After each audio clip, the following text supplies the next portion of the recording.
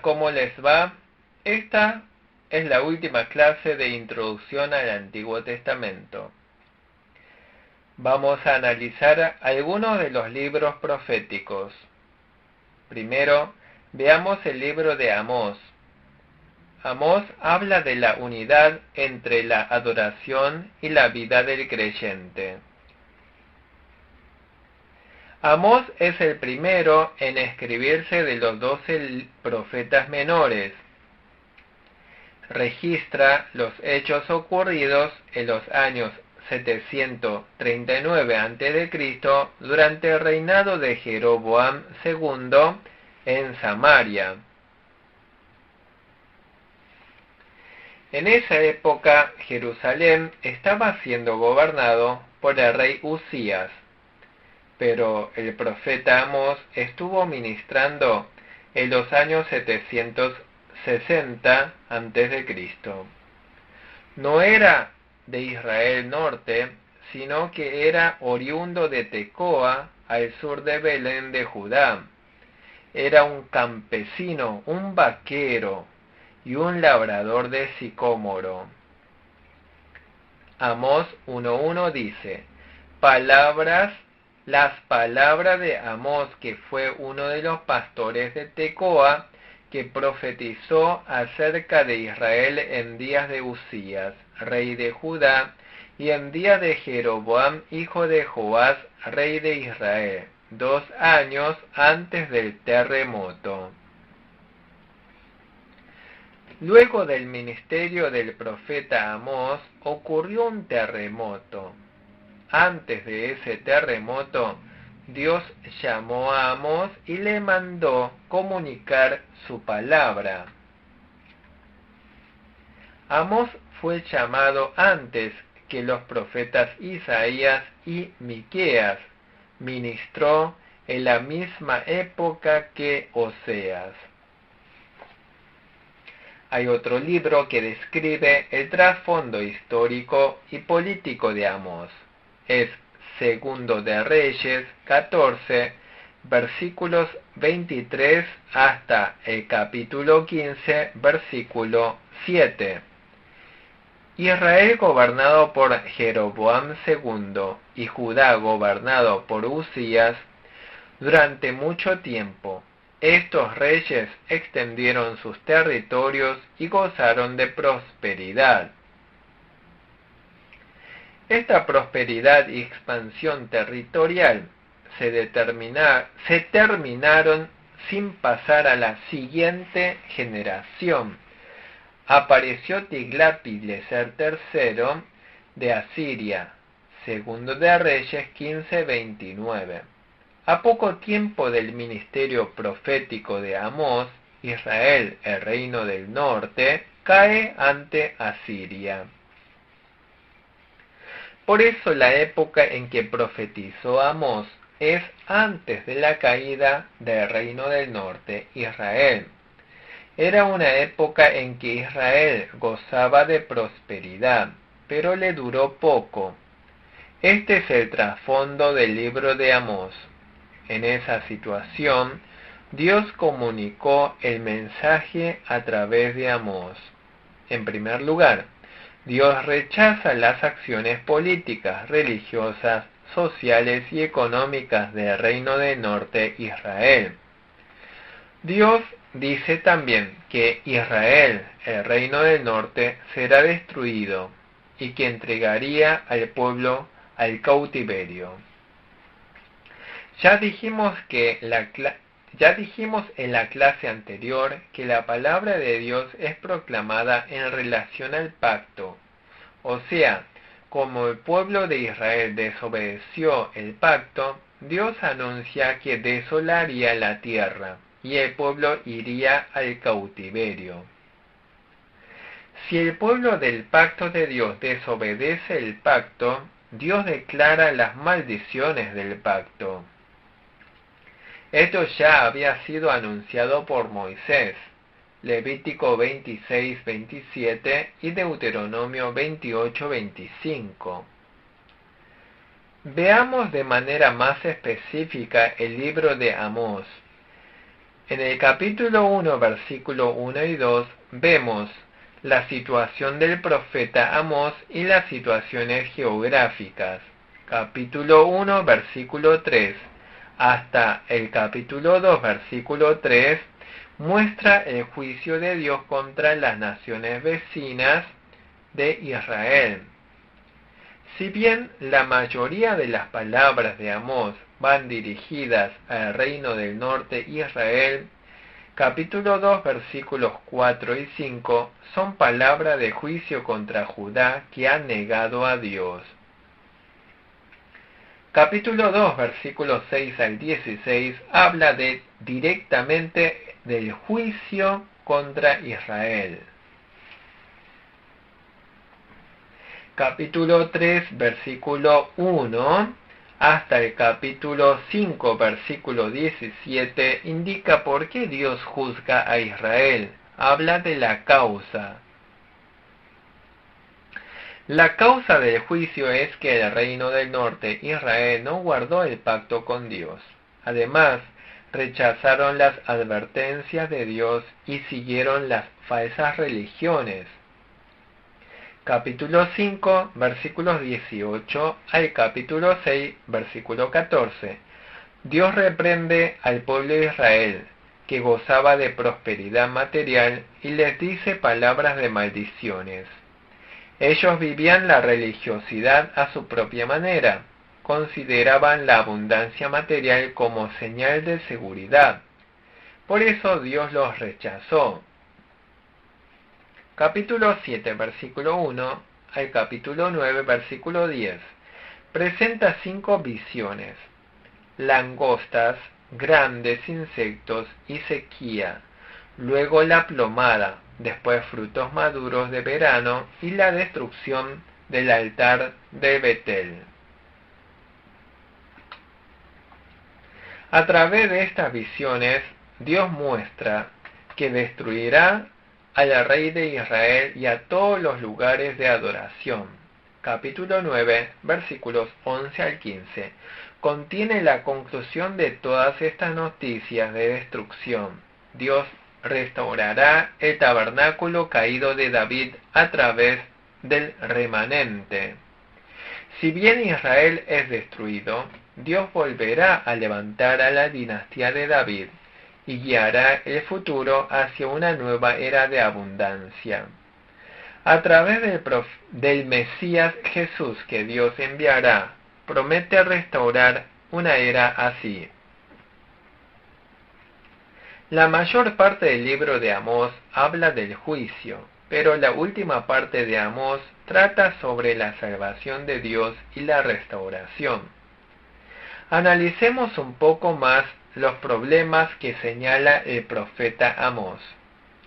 Amós habla mucho sobre la traición del pueblo Israel contra el pacto. Habla en especial del sincretismo religioso.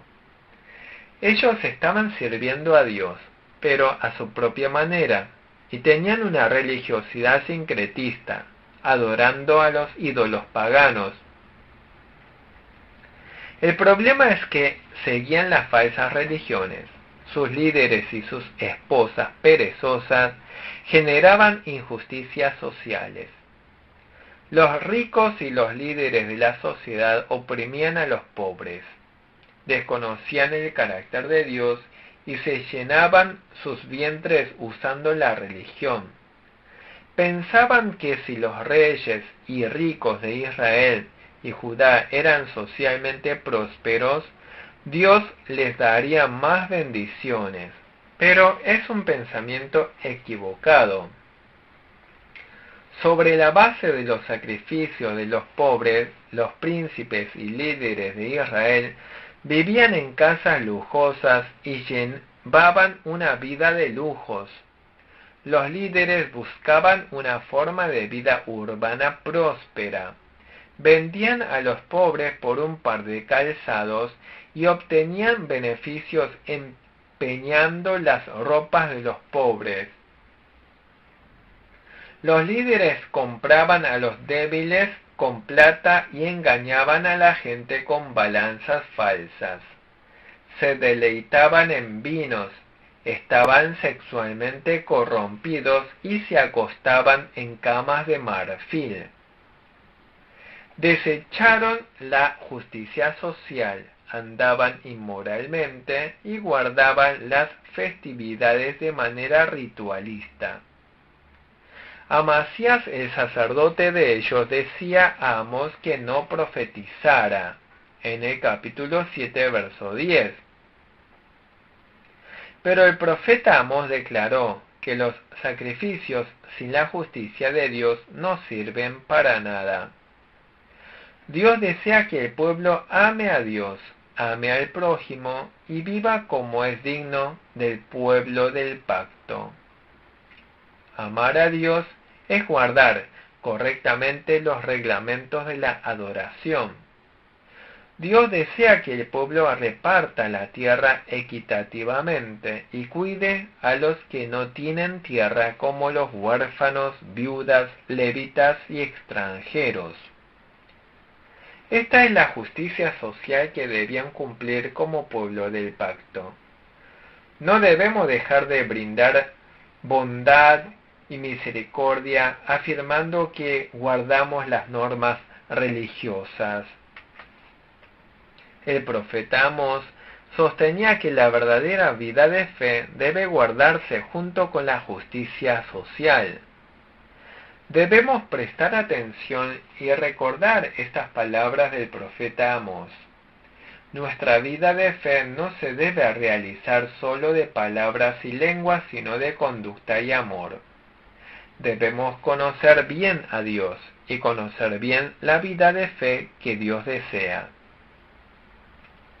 Ahora vamos a estudiar el libro de Nahum. El libro de Nahum habla del consuelo, de la misericordia. Estos son los temas del libro de Nahum. El libro de Nahum contiene las palabras dadas antes de que Babilonia conquistara a Asiria en el año 612 a.C.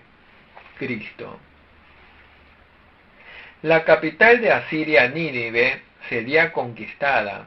El libro de Nahum está relacionado con la caída de Asiria.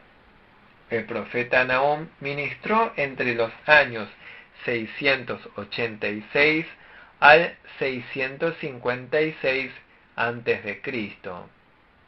El libro de Oseas contiene las profecías sobre el reino del norte de Israel. El libro de Nahum es la profecía sobre el reino del sur, Judá. Durante la profecía de Nahum, Asiria estaba en su apogeo y había conquistado la antigua capital de Egipto, Tebas. La antigua capital egipcia, Tebas, es mencionada en Nahum 3:8. El libro de Nahum se relaciona con Segundo de Reyes 17 al 23.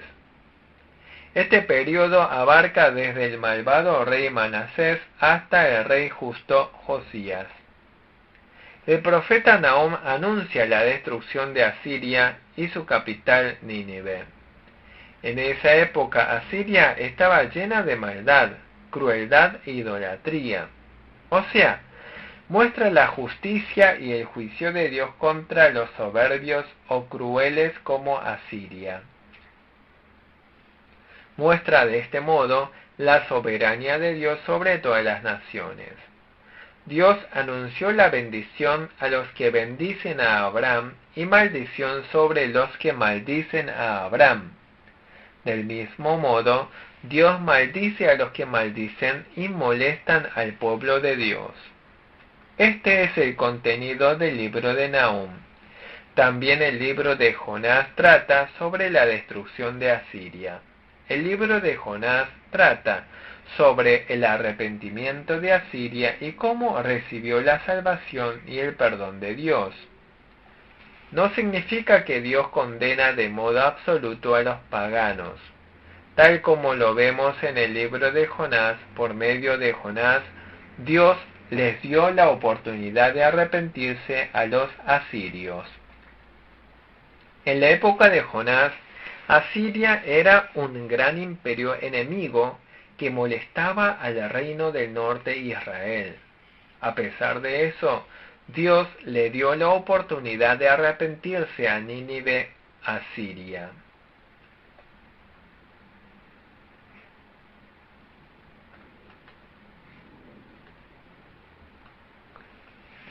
Pero Jonás, debido a su patriotismo hacia Israel, el reino del norte, al principio rehusó obedecer el mandato de Dios. Jonás se fue al mar, se subió a un barco e intentó huir lejos de Dios. A pesar de eso, Dios hizo que Jonás ingresara en el vientre de un gran pez y lo rescató desde allí, haciendo que anunciara la palabra de arrepentimiento y juicio a Asiria. Jonás fue a Nínive y anunció el mensaje del juicio de Dios. En ese momento ocurrió algo asombroso. Comenzando desde el rey de Asiria, todo su pueblo se arrepintió y recibieron la salvación. Por ese motivo, Nínive no fue destruido en ese momento. Jonás no lo podía entender, pero nosotros podemos reconocer la misericordia de Dios que desea la salvación, aunque sea de naciones paganas, concediéndoles arrepentimiento. Aquí vemos el contraste entre Nahum y Jonás. En Nahum se anuncian los pecados y el juicio de Asiria y también consuelo para Judá. Dios otorga la oportunidad de arrepentimiento a la gente, pero si no se arrepienten hasta el fin, los destruye. Podemos observar este contenido en el libro de Nahum. Primero, veamos los temas que aparecen en el libro de Nahum. En Nahum 1, verso 1 al 8, vemos la victoria de Dios. Dios es el gobernante todopoderoso del universo y juzga al enemigo. Dios es tardo para airarse contra su pueblo y es muy misericordioso. Este tema se repite en el capítulo 1, versículo 9, hasta el capítulo 2, versículo 2. Dios destruye Nínive, la capital de Asiria, y comunica consuelo para su pueblo. Capítulo 2, versículo 3 al 13, muestra la visión de la conquista de Dios sobre Nínive. Aquí Dios presenta a Babilonia, que destruiría a Asiria, y el intento inútil de Asiria por tratar de salvarse. Asiria llegará a ser como un león sin cueva. En capítulo 3, versículo 1 al 7, Dios continúa anunciando por medio del profeta Nahum el juicio de Nínive.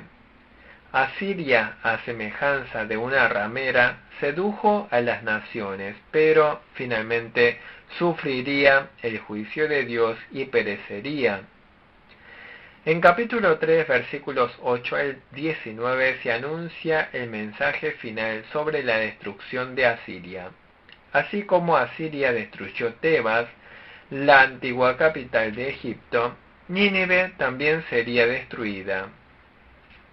A través del profeta Nahum, Dios comunica la salvación de Judá y el juicio contra Asiria.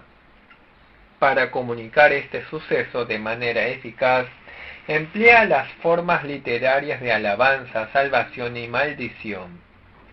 El libro de Nahum emplea las herramientas literarias de paralelismo, metáforas y poesía.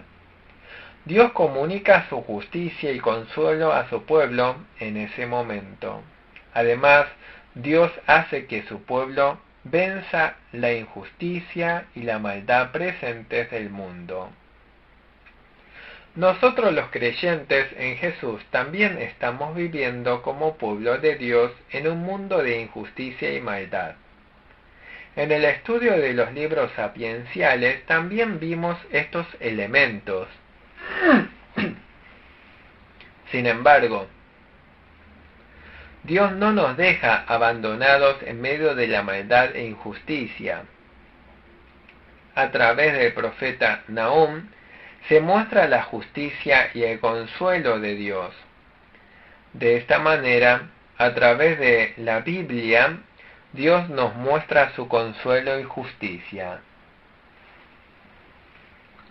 Contra los que rechazan a Jesús y persiguen a los creyentes, Dios ejerce su justo juicio. Finalmente, el profeta Nahum anuncia que el pueblo de Dios obtendrá consuelo y salvación.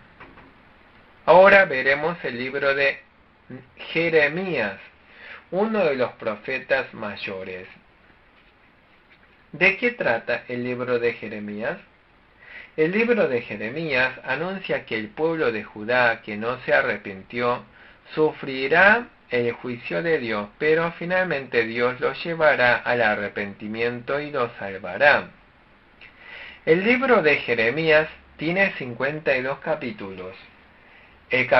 Del capítulo 1 al 25 habla del juicio. Del capítulo 26 al 52 es el mensaje de esperanza de Dios. ¿Cuál es el contenido del libro de Jeremías? Dios restaura al pueblo de Judá que merece solo el juicio. Indica que finalmente, a través de la era del nuevo pacto, Dios va a salvar. Este mensaje se encuentra en el capítulo 3 de Jeremías. Veamos Jeremías 3, versículos 14 al 22. Conozcamos los temas centrales del libro de Jeremías analizando capítulo 3, versículos 14 al 22. Este pasaje bíblico es muy importante para la comprensión del libro de Jeremías. Jeremías anunció la palabra de Dios 40 años antes de que Judá fuera destruido. Jeremías anunció la palabra de Dios desde el rey Josías hasta el último rey de Judá, Sedequías. Desde el versículo 19 vemos que el pueblo se consideraba el pueblo elegido de Dios. También consideraban al rey que servían como el rey de la dinastía davídica elegida por Dios. Además, estaban seguros de que el templo de Jerusalén, donde adoraban a Dios, era un lugar especialmente elegido por Dios. Estos pensamientos eran ciertos. Dios eligió al pueblo de Judá, eligió la dinastía de David. Y era cierto que el templo de Jerusalén, donde adoraban, era un lugar especialmente consagrado. Pero lo más importante era que ellos, siendo el pueblo consagrado y elegido de Dios, debían vivir según la voluntad de Dios. Sin embargo, ellos se aferraron solamente a estos hechos en sí mismos.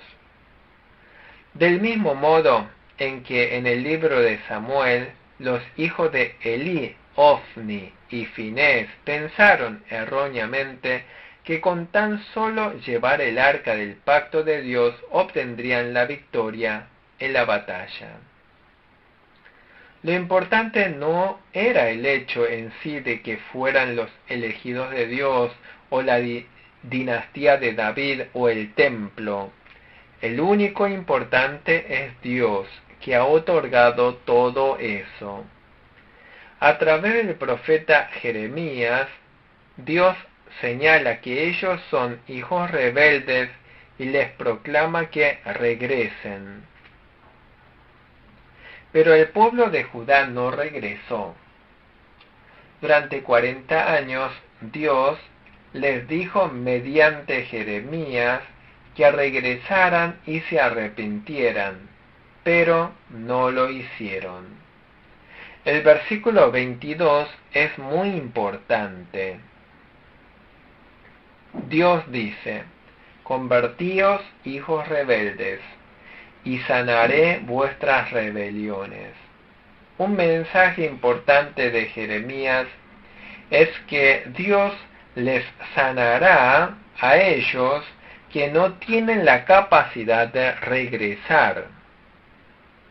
En el capítulo 17 vemos nuevamente este tema. Veamos el mensaje de Jeremías 17. En especial, 17:5 dice: ¿qué clase de personas son el pueblo de Judá? El 17:1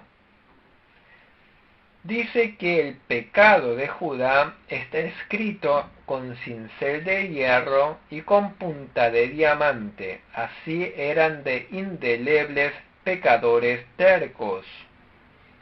Como dice el versículo 5, confiaban en el hombre y se apoyaban en la carne como su fortaleza. Como dice el versículo 9, eran personas con corazón engañoso y perverso más que todas las cosas. El versículo 13 dice que los que confían en el hombre y desechan a Dios serán avergonzados. En el versículo 14, Jeremías proclama para que los sane, los restaure y los salve. De este modo, Jeremías les predicó esta palabra durante 40 años. Pero los sacerdotes y los falsos profetas se opusieron a la proclamación de Jeremías. En Jeremías 52 vemos que finalmente Judá es destruido conforme a la palabra de Dios por medio de Jeremías. Ellos eran un pueblo impenitente, por eso debían ser destruidos. Ahora lo que Dios haría es hacerlos regresar y sanarlos. Estas palabras importantes vemos registrados en Jeremías 30 al 33. Dios dijo que un determinado tiempo escatológico establecería un nuevo pacto y sanaría sus corazones. Sobre el nuevo pacto ya fue profetizado mediante Moisés en Deuteronomio 36.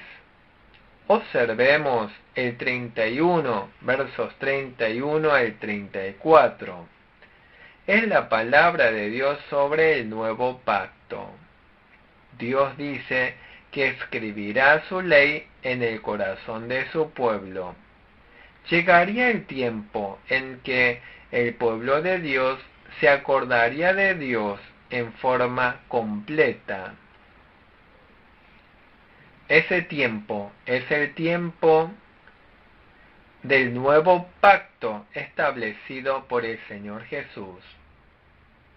El Espíritu de Cristo, el Espíritu Santo, nos hace pensar en la palabra de Dios en nuestro corazón.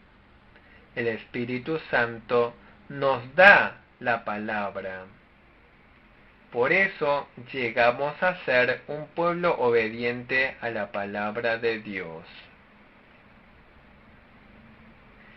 El tiempo esperado por Jeremías es justamente el tiempo en que estamos viviendo nosotros.